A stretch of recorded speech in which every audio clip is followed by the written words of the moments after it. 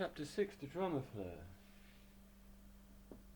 Zebediah gave the delicately wrapped parcel of delicacies to a street urchin, enjoying some stale bread on some steps nearby the rooms he owned. He didn't feel he deserved them for his earlier lack of understanding, and was still downhearted when he entered the private study. Marco observed all of this, without needing to disturb the still life he was painting in the generous light of the wooden floored study. I need to find a boy, Zebediah said, slumping into his array of large cushions dejectedly. I'll send out the dogs, Marco replied, carefully setting his palette and brush aside and going to make the tea. No cake for me, Zebediah instructed absent-mindedly to his friend. With my pleasure, Marco replied. You're not serious about the dogs? Zebediah inquired thoughtfully. Of course not, replied Marco. Assassins are more suited to this kind of thing. Marco left Zebediah to his thoughts and went to make the tea. Callan was full of boys. Zebediah considered dejectedly still. How am I to find a boy? Page 2. He began to pace up and down his long... It's the original one. 2020 years ago. He began to pace up and down his long study to generate ideas. He stopped and viewed Marco's evolving still life. The clarity of line and the texture of colours, creating a solidity of light and shade, overwhelmed Zebediah's senses, and he marvelled at his companion of 4 years' talent. Sitting down, he had to control an urge to touch the drying paint and answer some of the questions his eyes were asking when it came to him. Marco returned holding a large tray high in the air with one hand, flicking the door close with his left foot, and with a twirl placed the tray on a small table, which seemed completely inadequate for the job.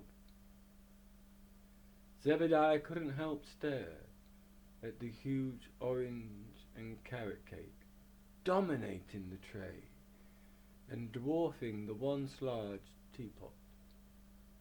I need to find a man, said Zebediah, distracted. Was I gone that long? Marco replied. You know I don't wish to have cake today, Zebediah said, gratefully receiving a cup of mint tea from Marco and eyeing the beautiful cake, whose aroma filled the study. Of course. You know we only give you the slops, replied Marco, page 3, helping himself to a quarter of the cake, which Marco seemed to manage to eat in one mouthful. Is the cake nice? Zebediah inquired. Yes. Much better than the muck we normally have, replied Marco, eating happily before repeating when his mouth was empty. Oh yes, much better than the muck we normally have. Zebediah couldn't help laughing with his friend, who was giggling another quarter of the lovely carrot and orange cake down his contented throat. Why do I let you sponge off me? Zebediah laughed, as his hand was slapped whilst reaching for a slice of cake. More money than sense, replied Marco. Are you ever serious?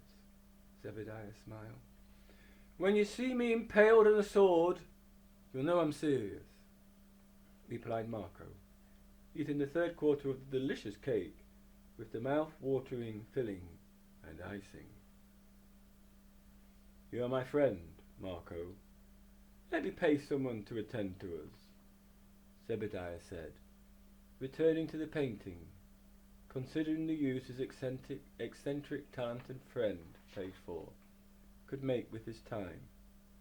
And give someone else the pleasure of poisoning you, Marco replied, finishing the final piece of the really very good cake and washing it down with the finest mint tea to be had.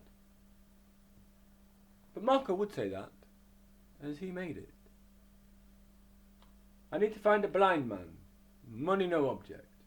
Zebediah returned to matters serious. I'll warm the pokers, Marco replied. You point out who, and hey presto. A genuine blind man.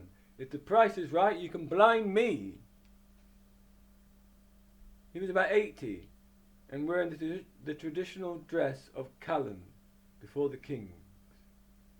I saw him earlier in the first ring outside the old city. Zebediah continued plainly, but less seriously. It's not how I spend my time you should concern yourself with, Zebediah, Marco replied, leaving the study to aid his friend who bore great wealth with a guilty form of responsibility. He asked Abdul Latif, the cook, to take up a small carrot and orange cake to Zebediah, reminding the young man to take the night off, or he would be old and boring, and putting on a red cloak, swept into the dark streets. That's enough, isn't it? 4 pages. Okay. Marco is awfully like me.